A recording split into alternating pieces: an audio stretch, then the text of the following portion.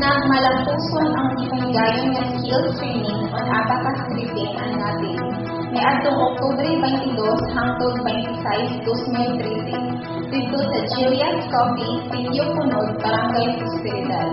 Sa 5 ka adlaw nga training workshop, 2 ka adlaw niini ang alang sa mga mag-uuma nga gikan sa mga barangay na Taban, Prosperidad, Kudkod o Bagunbon, ug sila gitudloan sa pag-ila sa insaktong kagulangon sa abaka o pag-harvest o pag-strip. Ang 3 ka adlaw usab niini alang sa mga nanay nga miyembro sa San Carlos City Crafts and Arts Food Association ug sila tudloan sa pagnating. Matod pa sa ilang trainer nga si Narlito Cayo, Phil Fida, Inspector sa Region 6, kung ang abaka dili insakto ang kagulangon, gabok kini nga mahimo ng hilo ug dili maayo ang putol kung pag-harvest. Mga daot usab ang uban nga mga abaka.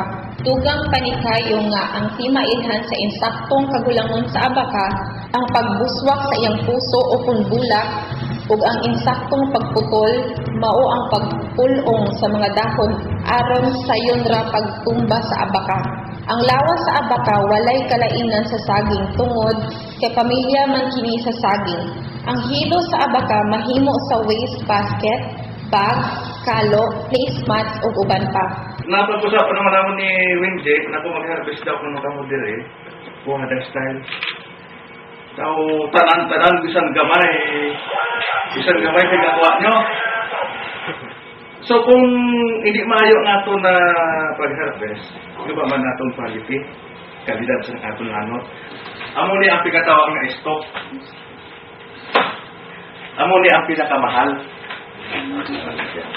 Amo ni ang pigata sa weaving. May na klase. May na klase. Oh, pero si Kisa, nakolog sila ng iba. Sexy man siya. May doon ka klase kita. Esto, estre. May mga ngalan ba ni? Kailan daw kalabak ka na? Sa kuliga, amo ni ang pigata namon, esto. Be, mga ako esto. Di ka pala na sila kung ano esto. Matod pa ni OIC Director Benjamin Gumo sa PhilFida Region 7 nga ang Manila paper, sanina, sapatos o kwarta may sagol nga abaka ug siya nagkanayon nga adunay dakong demand sa abaka fiber sa domestic ug national market isip raw material sa paghimo ug nagkalain-laing produkto. Fiber craft dito sa Cebu City last October 8 nya katong consultation gipahigayon dito sa PhilFida para sa mga private stakeholders gikan sa mga mag-uuma na nahilambigit sa fiber gikan sa abaka, magay, rapia, pinya, buntal, tanan nga sektor sa fiber sa lanot. Kaya ang lanot nato dili lang kini nailaghan. In fact, ipakita niya kung iyang sapatos made of lanot abaka. And papers, kinahanglan man sa high grades, di man sa basta-basta. Kung atong sinamay weaving sa Dumaguete o sa Cebu, nang hinahanglan esto, katuyan gi-explicar, mo sa ning atong papel. Dili basta-basta, dili siya aning mga ingani. Kani ingani good for PC lang ni. Si City Mayor Gingo Valmayor Jr. nagkanayon nga ang syudad sa San Carlos minggahin og 700,000 pesos para sa produksyon sa abaka.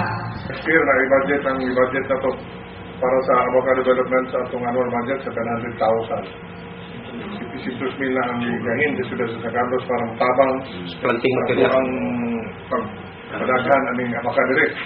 Mayo po ginato mga partner sa DA matabang na to sa pagtanong, paggalam sa tanong o pag-himong produkto. Kaya sa ng maayatid tanong, dili na masumbuligya. Ang maong training workshop giabagan sa Philippine Fiber Industry Development Authority o Department of Trade and Industry, Cooperatives and Livelihood Development Office o City Agriculture's Office.